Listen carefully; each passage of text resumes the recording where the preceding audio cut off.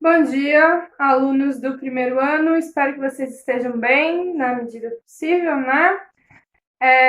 Bom, nós vamos dar continuidade às nossas aulas de geografia.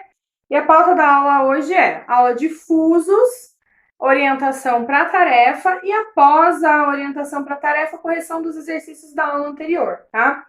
Lembrando que vocês precisam fazer os exercícios e mandar foto para mim dos exercícios do em classe no mesmo dia. O em casa vocês podem fazer para a semana seguinte, mas o em classe é no mesmo dia, porque são os exercícios de sala de aula, tem que ser feito no momento da sala de aula, tá? Vamos procurar respeitar também o horário, tá, gente? Que é o horário ali das 7h30 ao 12h50 que foi estabelecido para mandar as dúvidas e as tarefas, tá? Bom, hoje nós vamos falar de fuso horário, tá? Fuso horário é um assunto um pouquinho complicadinho, né? Mas a gente vai tentar facilitar da melhor maneira possível aquele fuso horário. Bom, quando a gente fala dos movimentos da Terra, o movimento de translação muda a estação do ano. Mas nós vamos focar agora aqui no movimento de rotação. Esse movimento de rotação, ele dura 24 horas e é responsável pelo dia e pela noite, tá? Então a Terra gira, né, 24 horas, né? Vou acessar aqui meu material de aula. Material didático de aula. O planeta Terra, ele faz o seu movimento de rotação, que vai durar 24 horas. Só que assim, esse movimento de rotação, ele não é definido assim, ó, todo mundo aqui é dia, todo mundo aqui é noite. Não tem uma definição assim. O que acontece? Conforme vai levando 24 horas para essa Terra girar, você tem partes que vai ser meio-dia, 6 da tarde, 6 da manhã, depois vai mudando gradativamente. Então, agora, ó, 7h30 da manhã para vocês, né? Para nós. Em algum lugar do mundo, aqui no Brasil mesmo, nós temos lugares que são 6h30 da manhã ainda. Em Fernando de Noronha, já é 8h30 da manhã. No Acre,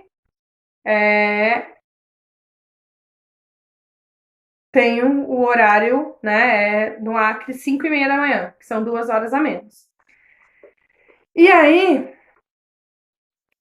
que essa mudança, né, ela precisou ser definida em fuso horários, para que a gente tenha como controlar isso, para que os horários no mundo sejam controlados. Afinal, o horário do mundo, ele depende muito em questão de comércio, questão econômica, né? Então, os fuso horários, eles foram definidos para que houvesse uma padronização em relação ao horário. Bom, o planeta Terra tem 360 graus, a rotação leva 24 horas, então os fuso horários, 360 dividido por 24, nós temos fuso horários de 15 graus. Então, nós temos o planeta Terra e a cada 15 graus nós vamos ter um fuso horário, tá? O GMT, que é o meridiano de Greenwich, que é o meridiano central, ele é o horário inicial. Então, ele é o horário inicial, tá bom? Um fuso horário, esse espaço aqui, ó, desse fuso horário, ele tem 15 graus, que é igual a 1 hora ou 60 minutos. Se eu quiser um horário no meio desse meridiano, é meia hora. Se eu falar que são, sei lá, é a 10 graus, tem que fazer uma regra de 3. Se 15 graus é 60 minutos, 10 graus é quantos minutos? Que é tudo por regra de 3 simples, tá? Bom, o movimento da Terra, ele vai de oeste para leste, tá? Então, esse movimento de rotação é de oeste para leste. Como o movimento é de oeste para leste, eu sempre aumento a hora. Então, se eu estou no Brasil e eu vou para Londres, eu aumento a hora.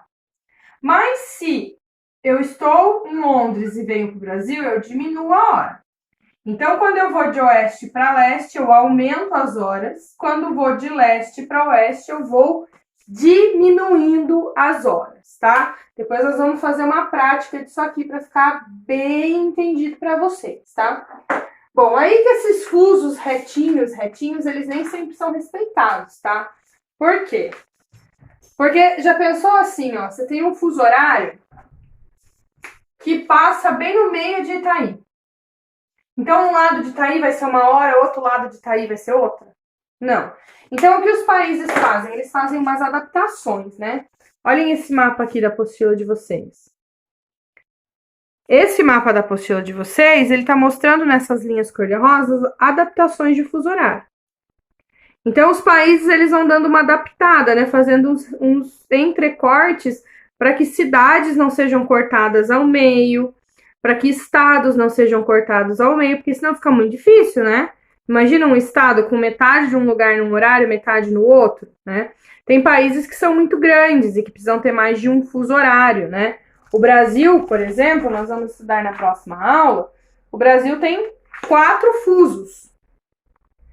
Já o Chile, apesar de ser cortado por um fuso horário aqui, ele define para ter um fuso só, porque o país ele é bem estreito, né? Então, nem sempre o fuso horário é respeitado na sua retinho como ele é definido. Às vezes eles têm um entrecorte para facilitar, para não ficar muitos horários num país só, tá? E aí eu falei para vocês que o meridiano de Greenwich, né? Meridiano de Greenwich, ele é o meridiano central. Só que a gente tem o meridiano de Greenwich de um lado, do outro lado a gente tem o antimeridiano. A gente já aprendeu isso lá no 6º ano. O antimeridiano é chamado de linha internacional da data. Então, no globo terrestre, de um lado eu tenho o meridiano de Greenwich, do outro lado eu tenho o antimeridiano. Nesse antimeridiano, ficou convencionado o quê? Que toda vez que uma pessoa passar por ele, tem que mudar o dia. E ele é chamado, então, de linha internacional da data. Bom, então, aqui na linha internacional da data, né? Quando você passa por ela, você tem que alterar o dia. Se você está no sentido, se você está de leste e vai para oeste, você muda para o dia anterior. Se você está no oeste e vai para leste, você muda no dia seguinte. Como que é alterar essa data? Então, eu tô aqui, ó. Vamos dizer que a linha internacional da data tá aqui. Vou fazer uma linha aqui, tá? Hoje, aqui na minha linha internacional da data, é dia 1º de abril. Então, eu tô no leste, eu vou pro oeste. Quando eu vier pro oeste, eu continuo aqui, né? É próximo, mas aí eu vou mudar o meu relógio para 31 de março. Eu vim pro oeste, eu diminuo o dia. Porque nesse lado aqui, nesse hemisfério, ainda vai estar no dia anterior. Aí, ao contrário, a minha linha tá aqui, eu vou pro leste. Então, aqui é 1º de abril, eu venho aqui, eu mudo pro dia 2 de abril. Então, eu não mudo só uma hora, eu mudo a data. Certo? Vocês entenderam? Não é quando eu passo a linha internacional da data, só na linha internacional da data, tá? Além de eu mudar o horário, eu mudo também a data, tá? A gente agora vai ver um exemplo prático desse fuso horário. Bom, agora nós vamos para o exemplo prático, ó. Digamos que eu esteja, né, a 30 oeste e queira ir para 45 leste. Então, eu estou aqui, ó, a 30 oeste, porque aqui, ó, do meridiano de Greenwich para cá, oeste, para cá, leste, tá? Tá. Então, para cá eu tenho o oeste e para cá eu tenho o leste. Bom, então eu tô lá no 30, tô aqui, nesse daqui, ó, vamos contar aqui pelo meio que dá certo, tá? Greenwich está representado aqui, Greenwich é o meio deles, né? Então aqui, ó, Greenwich é o meridiano central. Então eu tenho o meridiano de 0 a 15 e aqui de 0 a 15, tá? E Greenwich é o meridiano central. Então eu tô aqui e eu quero ir para cá. Digamos que aqui seja 5 horas da tarde. Que horas é lá no 45 onde eu vou? Aqui. Então, é 1, 2, 3, 4, 5. 5 horas. Para cá aumenta, né? Então, 6 horas, 7 horas, 8 horas, 9 horas. Então, 5 horas que é aqui, nesse meridiano, 30 oeste, é 9 horas lá no 45 leste, certo? Digamos que aqui é Brasil, aqui seja Europa. Então, 5 horas da manhã no Brasil, 9 horas da manhã na Europa, porque está adiantado, certo? Então, digamos que eu vou fazer essa viagem aqui, Brasil e Europa. E essa viagem vai demorar 10 horas. Como é que eu vou fazer esse exercício, né? Eu saí 5 horas do Brasil, desse meu fuso 30, e eu vou chegar, né, daqui a 10 horas lá na Europa. Quando eu saí daqui, era 5 horas aqui, certo? Que horas eram lá na Europa? 9 horas. Eu vou levar 10 horas de viagem. Então, eu saí daqui às 5, 6, 7, 8, 9. Vou chegar lá 9? Não. Não por quê? Porque eu tenho que somar as 10 horas de viagem. Essas 10 horas de viagem eu posso somar aqui no final ou posso somar aqui no começo. Então, ó, 5 horas da manhã aqui. Se eu somar com as 10 horas, vão ser 15 horas. 16, 17, 18, 19. Eu acho mais fácil somar no final. O que eu acho mais fácil fazer? Você verificar que horas é no destino a hora que você saiu da origem. Então, eu saí 5 da manhã do fuso 30. 5 da manhã. Que horas eram no fuso 45? 9 da manhã. Quanto tempo eu levei de viagem? 10. Então, 9, que era a hora, mais 10 de viagem, vai dar 19 horas. Então, eu cheguei às 19 horas. Apesar de eu ter viajado 4 horas de avião, 10 horas de avião, a diferença vai ser de 14 horas, porque eu tenho as 4 horas de fuso. Digamos que seja o contrário. Ó, eu saia 1 hora da manhã do dia 1º de abril desse meridiano 45. Então, agora eu vou voltar. Eu já fiz a minha viagem de ida, agora eu vou fazer a minha viagem de volta. Então, vamos apagar as coisas da minha viagem de ida e vamos fazer as coisas da minha viagem de volta. Mesmo tempo de viagem, 10 horas de viagem, tá? Então, era 1 hora da manhã. Quando eu vim aumentando, porque de oeste para leste eu aumento. Quando eu vou voltar diminuindo. Então, aqui era 1 hora da manhã. Aqui era meia-noite, ou 0 horas, do dia 1º de abril. 3 horas, do dia 31 de março. 22 horas, do dia 31 de março. 21 horas, do dia 31 de março. Digamos que na hora da volta eu não levei 10 horas de viagem. Eu peguei um jatinho direto e levei 2 horas de viagem, tá? Então, o que vai acontecer? Eu saí daqui 1 hora da manhã do dia 1º de abril. Que horas eram lá no meu destino? 21 horas. Só que eu levei mais 2 horas de viagem. Então, é 23 horas do dia 31 de março. Nossa, eu saí daqui em abril e cheguei aqui em março, eu viajei no tempo? Não, porque quando você vai para o oeste, você diminui os fusos, tá?